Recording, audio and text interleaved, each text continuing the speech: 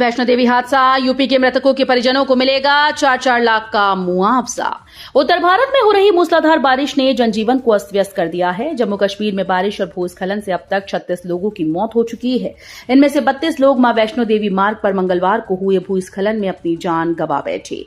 हादसे में 20 से अधिक श्रद्धालु घायल हैं, जिनका इलाज जारी है। इस घटना में उत्तर प्रदेश के भी कई लोग शामिल थे।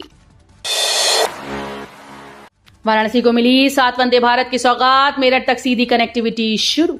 वाराणसी वासियों के लिए बड़ी खुशखबरी है। अब काशी से मेरठ तक वंदे भारत एक्सप्रेस की शुरुआत हो गई। बुधवार सुबह वाराणसी कैंट रेलवे स्टेशन से जनप्रतिनिधियों ने ट्रेन को हरी झंडी दिखाकर रवाना किया। ये वाराणसी से चलने वाली 7वीं वंदे भारत ट्रेन है। उत्तर रेलवे के मुताबिक गाड़ी संख्या 22489 सुबह 9:10 बजे वाराणसी से चलेगी। 11:42 पर अयोध्या धाम, दोपहर 1:40 पर लखनऊ पहुंचेगी और रात 9:05 पर मेरठ सिटी पहुंचेगी। गाजियाबाद जमीन की जानकारी अब एक क्लिक में, फर्जीवाड़े पर लगेगी रोक। गाजियाबाद में जमीन से जुड़े फर्जीवाड़े पर नकेल कसने की तैयारी शुरू कर दी गई है। अब रजिस्ट्री से पहले जमीन की पूरी जानकारी एक क्लिक में मिल पाएगी। इसके लिए जिले के सभी तहसीलों में खास पोर्टल तैयार किया जा रहा है। अक्सर देखा गया कि भूमाफिया सरकारी जमीन को निजी बताकर बेच देते हैं या फिर फर्जी दस्तावेज बनाकर रजिस्ट्री करा लेते हैं, जिससे खरीदारों को भारी परेशानी झेलनी पड़ती है।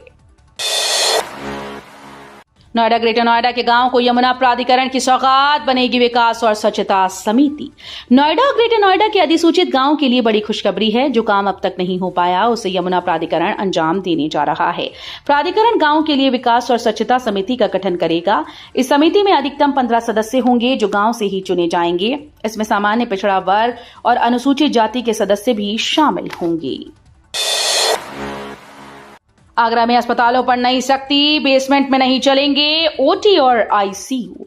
आगरा में मरीजों की सुरक्षा को ध्यान में रखते हुए जिला प्रशासन ने बड़ा कदम उठाया। अब किसी भी अस्पताल का संचालन बेसमेंट में नहीं किया जा सकेगा। खासतौर पर ऑपरेशन थिएटर, आईसीयू और वार्ड बेसमेंट में चलने पर सख्त कार्रवाई होगी। जिलाधिकारी अरविंद मल्लप्पा बंगारी ने ये आदेश मंगलवार को पीसीपी एनडीटी जिला सलाहकार समिति की बैठक में दिए।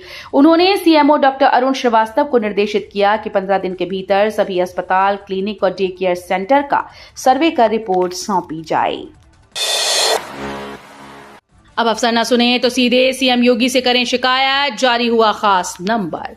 उत्तर प्रदेश में अब अफसर आपकी समस्या न सुने तो सीधे मुख्यमंत्री योगी आदित्यनाथ से शिकायत की जा सकती है। प्रदेश सरकार ने इसके लिए खास नंबर 9454404444 जारी किया है। इस नंबर पर कॉल करके कोई भी व्यक्ति अपनी शिकायत या सुझाव सीधे सीएम योगी तक पहुंचा सकता है। योगी आदित्यनाथ खुद जनता की समस्याओं के निवारण के लिए लगातार प्रयासरत रहते हैं। वे लखनऊ, गोरखपुर सहित विभिन्न जिलों के दौरे में जन सुनवाई करते हैं और सोशल मीडिया पर भी लोगों की बातों को सुनते हैं। लखनऊ मेट्रो यात्रियों के लिए खुशखबरी, उबर बाइक बुकिंग पर 50% की छूट। लखनऊ मेट्रो से सफर करने वाले यात्रियों को अब अंतिम गंतव्य तक पहुंचना और भी आसान और सस्ता होगा। मेट्रो स्टेशन से उबर बाइक बुक करने पर यात्रियों को 50% तक या अधिकतम 20 रुपए की छूट मिलेगी। इसके लिए Uttar Pradesh metro rail corporation और उबर के बीच एमओयू पर हस्ताक्षर किए गए। हजरतगंज मेट्रो स्टेशन पर हुए समझौते के दौरान यूपी मेट्रो के एमडी सुशील कुमार और उबर की north India operation manager Madhulika Singh Gaur मौजूद रहीं।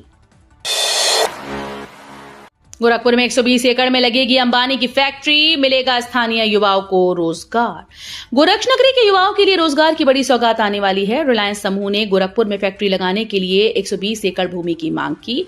कंपनी के प्रतिनिधियों ने गीडा प्रशासन के अधिकारियों के साथ धुरियापार और भीटी रावत क्षेत्र का निरीक्षण किया और फैक्ट्री के लिए जमीन की आवश्यकता जताई।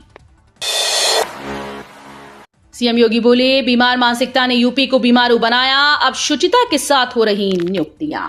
लखनऊ के लोक भवन सभागार में आयोजित नियुक्ति पत्र वितरण समारोह में मुख्यमंत्री योगी आदित्यनाथ ने 2425 मुख्य सेविकाओं और 13 फार्मासिस्ट को नियुक्ति पत्र सौंपे।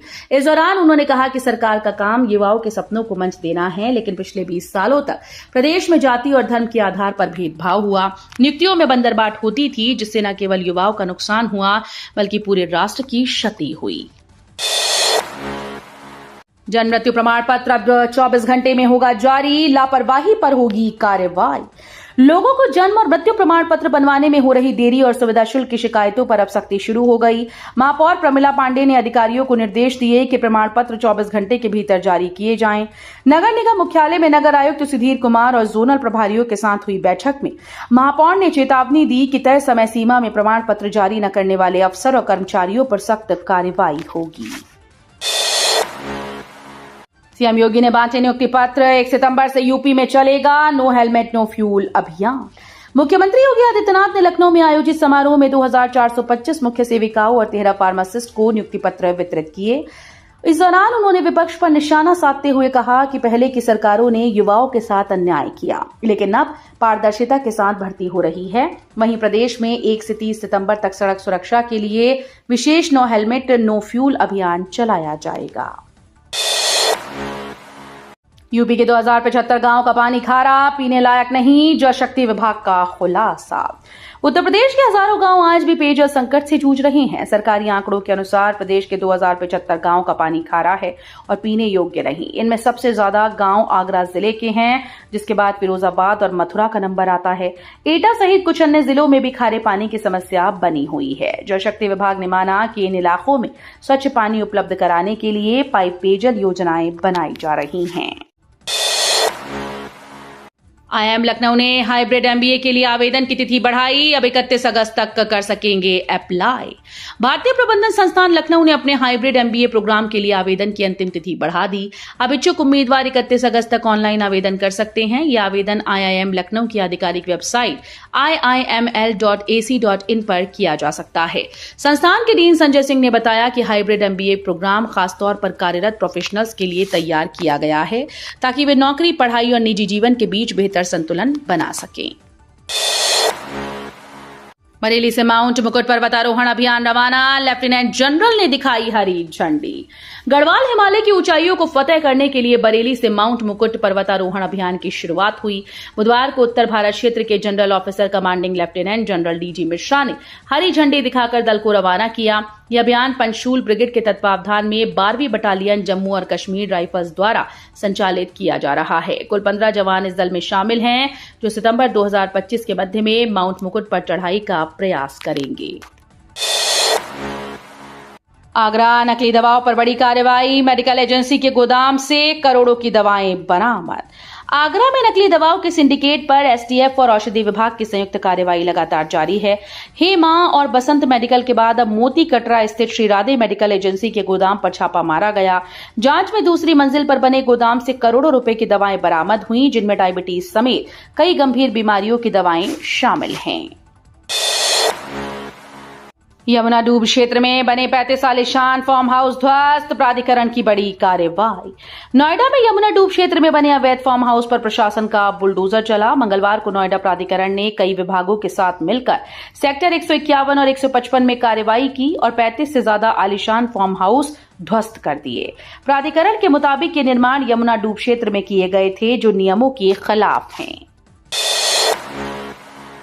बरेली धर्मांतरण केस। मजीद का नेटवर्क देश भर में फैला, 21 बैंक खाते बरामद, विदेशी फंडिंग की आशंका।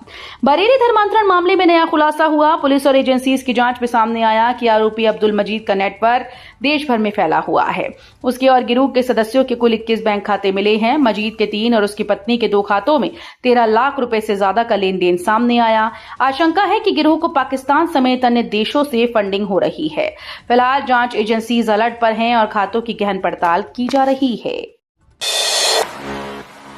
वाराणसी प्रयागराज में गंगा का विकराल रूप, शमशान घाट डूबे, शवदाह के लिए घंटों इंतजार। वाराणसी और प्रयागराज में गंगा नदी का जलस्तर तेजी से बढ़ने से हालात विकट हो गए। वाराणसी में गंगा ने चेतावनी बिंदु पार कर लिया और अब खतरे के निशान की ओर बढ़ रही है। घाटों का पानी गलियों तक पहुंच गया, जिससे बड़ी आबादी प्रभावित हो रही है। सबसे ज्यादा दिक्कत अंतिम संस्कार में आ रही है। मणिकर्णिका घाट डूब जाने से शवों को नाव से ले जाना पड़ रहा है और बने प्लेटफॉर्म पर ही अंतिम संस्कार किया जा रहा है। बीडीए ने की 113 कमर्शियल प्लॉट्स की नीलामी की घोषणा, 27 सितंबर तक करें आवेदन। बरेली के व्यापारियों और निवेशकों के लिए बड़ा मौका आया है। बीडीए ने रामगंगा नगर और ग्रेटर बरेली आवासीय योजनाओं में स्थित 113 से ज्यादा व्यावसायिक भूखंडों की नीलामी की घोषणा की। इन प्लॉट्स पर शोरूम, ऑफिस और कॉम्प्लेक्स जैसे व्यावसायिक प्रतिष्ठान विकसित किए जा सकते हैं। इच्छुक लोग 27 सितंबर तक ऑनलाइन पंजीकरण करा सकते हैं। नीलामी की प्रक्रिया पूरी तरह से ऑनलाइन होगी और 29 सितंबर को संपन्न कराई जाएगी। ऑपरेशन कायाकल्प की धीमी रफ्तार पर डीएम नाराज, शिक्षा विभाग के अफसरों को लगाई फटकार। जिले में ऑपरेशन कायाकल्प और मुख्यमंत्री अभ्युदय कंपोजिट योजना की प्रगति को लेकर डीएम अविनाश सिंह ने बुधवार को कलेक्ट्रेट सभागार में बेसिक शिक्षा विभाग की समीक्षा बैठक की। बैठक में पता चला कि कई प्राथमिक स्कूल में अब तक बाउंड्री वॉल और अन्य निर्माण कार्य अधूरे पड़े हैं। इस पर नाराज डीएम ने अधिकारियों की कड़ी क्लास ली और चेतावनी दी कि काम हर हाल में जल्द पूरा कराया जाए। यूके पोलो चैंपियनशिप में किदवई नगर के अनुभव सचान का जलवा, रचा नया इतिहास। भारत के युवा खिलाड़ी अनुभव सचान ने यूनाइटेड किंगडम में इतिहास रच दिया। यूनिवर्सिटी ऑफ वारविक की टीम से खेलते हुए उन्होंने यूके यूनिवर्सिटी पोलो चैंपियनशिप में खिताब जीता और ऐसा करने वाले वो पहले भारतीय खिलाड़ी बन गए। इस बड़ी उपलब्धि को ब्रिटेन की प्रतिष्ठित पोलो टाइम्स मैगजीन ने अपने 2025 संस्करण में जगह दी है। किदवई नगर निवासी और एमएसएमई मंत्री राकेश सचान के बेटे अनुभव ने घुड़सवारी की शुरुआत लखनऊ रेस कोर्स से की थी। पहली बार एक ही सीजन में 2 बार आई बाढ़, गंगा का जलस्तर फिर चेतावनी बिंदु के पार। गंगा का जलस्तर लगातार तीसरे दिन बढ़ने से हालात गंभीर होते जा रहे हैं। पिछले 24 घंटे में जलस्तर में 1.99 मीटर की बढ़ोतरी दर्ज की गई। नदी विज्ञानियों का कहना है कि यह पहली बार है कि जब एक ही सीजन में गंगा दूसरी बार चेतावनी बिंदु को पार कर गई। बुधवार सुबह 10 बजे से जलस्तर 70.42 मीटर तक पहुंच गया, जो चेतावनी बिंदु से 16 सेंटीमीटर ऊपर है। बाढ़ की वजह से 32 परिवारों के 133 लोग पलायन कर चुके हैं। सीसीटीएनएस योजना में संत कबीर नगर को बड़ी उपलब्धि, प्रदेश में पहला स्थान। संत कबीर नगर ने जुलाई 2025 में सीसीटीएनएस योजना के तहत प्रदेश स्तर पर बड़ी उपलब्धि हासिल की। जनपद को पूरे उत्तर प्रदेश में प्रथम स्थान प्राप्त हुआ। यही नहीं, गोरखपुर जोन और बस्ती रेंज में भी संत कबीर नगर ने शीर्ष स्थान हासिल किया। ये सफलता पुलिस अधीक्षक संदीप कुमार मीना के नेतृत्व और अपर पुलिस अधीक्षक सुशील कुमार सिंह व सीसीटीएनएस डिस्ट्रिक्ट कोऑर्डिनेटर अहमद रजा के सहयोग से संभव हुई। यूपी अधीना सेवा चयन आयोग की प्रारंभिक परीक्षा 6-7 सितंबर को 48 जिलों में होगा आयोजन। उत्तर प्रदेश अधीना सेवा चयन आयोग यूपीएसएसएससी की प्रारंभिक अर्हता परीक्षा 6 और 7 सितंबर को पूरे प्रदेश के 48 जिलों में आयोजित की जाएगी। ये परीक्षा 2 पालियों में होगी। आयोग ने परीक्षा केंद्रों से संबंधित जनपदों की सूची अपनी आधिकारिक वेबसाइट पर जारी कर दी है। अभ्यर्थी परीक्षा से जुड़े सभी विवरण और दिशा निर्देश upssc.gov.in पर देख सकते हैं। यूपी में फिर सक्रिय होगा मानसून, 30 अगस्त के बाद झमाझम बारिश का अनुमान। उत्तर प्रदेश में मानसून एक बार फिर से सक्रिय होने जा रहा है। मौसम वैज्ञानिकों के मुताबिक 30 अगस्त के बाद से प्रदेश में झमाझम बारिश का दौर शुरू होगा। फिलहाल अगले 3 दिनों तक उत्तराखंड से सटे जिले और कुछ अन्य इलाकों में छिटपुट बारिश होने की संभावना जताई गई। लखनऊ स्थित मौसम विभाग ने सोशल मीडिया प्लेटफॉर्म एक्स पर अगले 7 दिनों का पूर्वानुमान जारी करते हुए लोगों को सतर्क रहने की सलाह दी है।